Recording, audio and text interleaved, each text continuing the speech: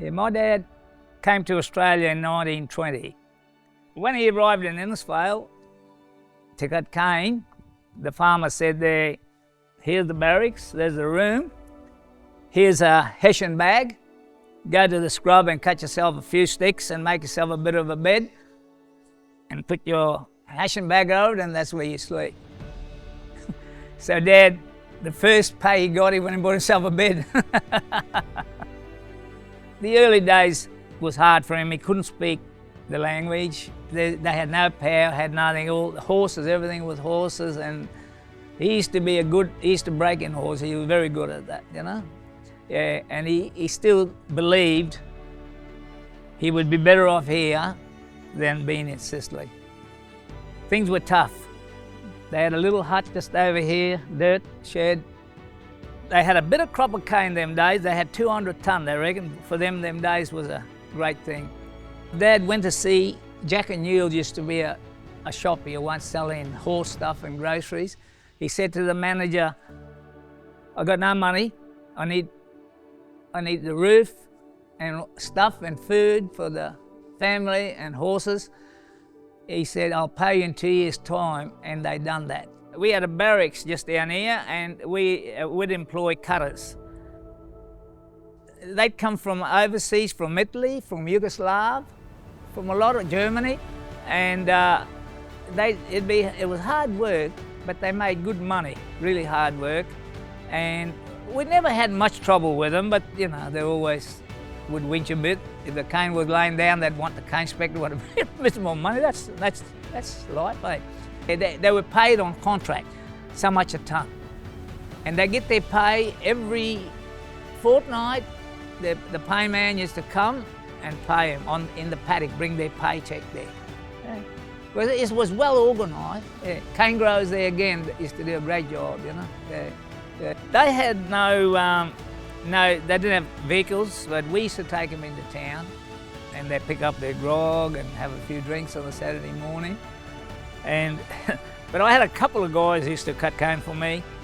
They used to like playing cards, gambling, so they get their pay today and they come and see me next morning, Saturday morning. Hey boss, yeah, what's wrong? Can you borrow me £50? But you got your money yesterday. Yeah, I had a bad night gambling. So I'd give them $50. They'd pay it back. Before the next pay, the first thing they did was pay me back. But then on the Saturday again, they want another $50.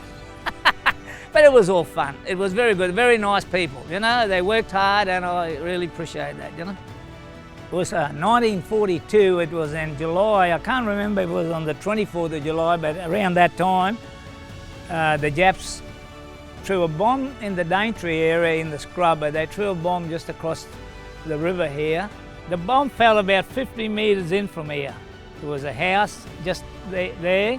When it hit the little girl, the father picked her up and brought her around here. Dad jumped on his horse and rode to the cows. They had the family here. They had the phone and they rang the ambulance and anyway. And she was the only girl that was injured in the east coast of Australia. The Americans caught up with her just before Townsville dropped them. In 1961, I met the love of my life. It went by accident. With no electricity, a dirt road out in the front there. It was a blessing when we got electricity. Yeah, but it was a good life, yeah.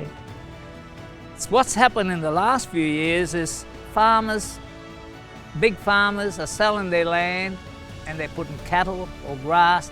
So we're losing ground all the time. And I'm very sad if I see that Mossman mill close down because all my family lives there and it'll hurt me. I hope it doesn't, but it don't look good. That is the biggest challenge for our farmers in Mossman today. And for the last 10 years, we've been giving the mill $2 a tonne to keep going. If it doesn't survive, we can't take the cane back to Mareeba. That Mareeba mill has got enough cane in Mareeba. They can't take it to Mulgrave, but Mulgrave is flat out crushing what it's got today. So, you know, it's one of them things, mate, it don't look good. I just hope for my family and my boys that it don't close down. Because I used to love farming, and I think they love farming too.